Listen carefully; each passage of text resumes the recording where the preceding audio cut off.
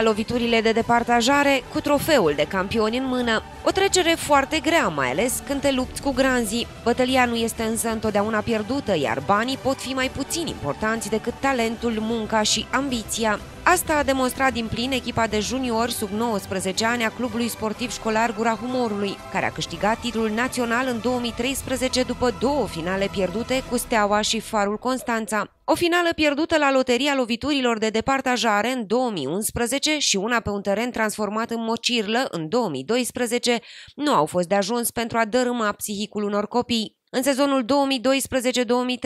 2012-2013, numele Steaua nu a mai fost prea mare pentru rugbiștii din Gura Humorului. Ei fiind din București, având bani, clubul la fel având foarte mulți bani și au permis cantonamente. Noi am făcut la Gura Humorului ce am putut, antrenamente comune, alergări în munți. Nici faptul că aveau la dispoziție un microbuz de doar 19 locuri, iar ei erau minim 22 în deplasări, nu a fost de netrecut. Cei mai sufletiși dintre părinți au acceptat să meargă cu propriile mașini în deplasări pentru a asigura lotul complet al echipei. Da, am mers în deplasări pe rotație, fiecare în funcție de timpul care îl aveam și deci mergeam în deplasări, îl ajutam pe domnul Nistor cu deplasare. Deci nu ne-am gândit la costurile care au fost.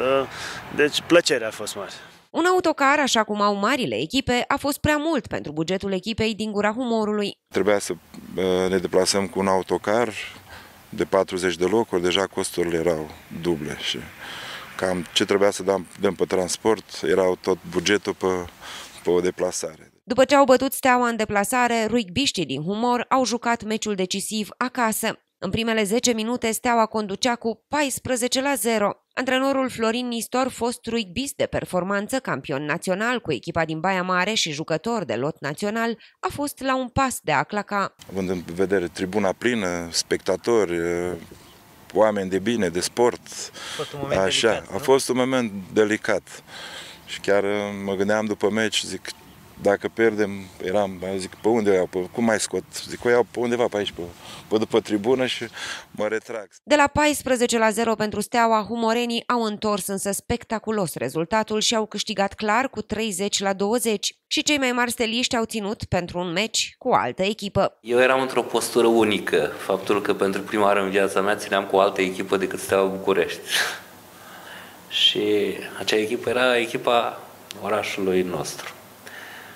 Și faptul că ozonul de la Gura Humorului, bine cunoscut în toată Europa, le-a cam tăiat elanul bucureștenilor, ne-a făcut să putem obține victorii. Prima promisă după acest meci de primarul Marius Ursaciuc, suplimentată ulterior în următoarea ședință de Consiliul Local, a fost prima motivație de acest gen pentru tinerii sportivi. Rugbiștii din Humor nu au mai putut fi opriți. Au terminat sezonul cu 14 victorii, o singură înfrângere și un rezultat de egalitate.